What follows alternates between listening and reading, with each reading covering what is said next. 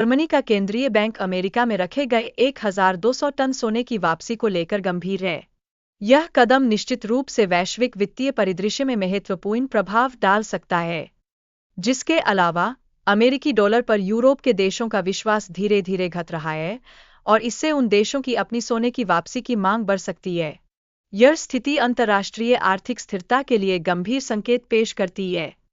Donald Trump की नीतियों के कारण यूरोपीय नेताओं में असंतोष बढ़ रहा है, जिससे अमेरिका के प्रति उनकी धारणा में गिरावट आ रही है। यह एक महत्वपूर्ण राजनीतिक बदलाव की ओर इंगित करता है। इस बीच अमेरिकी राष्ट्रपति चाहे कोई भी हो, देश अपने कर्ज और दिवालियापन से बचने के लिए किसी भी कदम उठा सकता है। यह स्थिति वैश्विक अर्थव्यवस्था के लिए गंभीर रूप ले सकती है।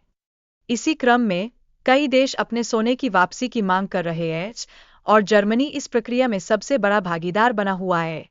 यह स्थिति वैश्विक कर्ज के समाधान का एक संभावित रास्ता बन सकती है।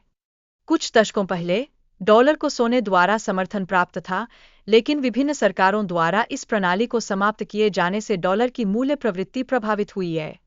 जब जर्मनी और अन्य यूरोपीय देश अपना सोना वापस मांगने लगेंगे, तब यूरो की ताकत में वृद्धि होने की संभावना है।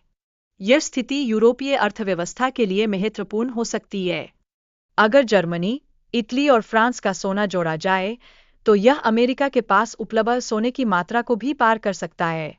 यह आंकड़ा यूरोपीय राज्यों के लिए अपनी वित्तीय स्थिति को मजबूत करने में सहायक हो सकता है।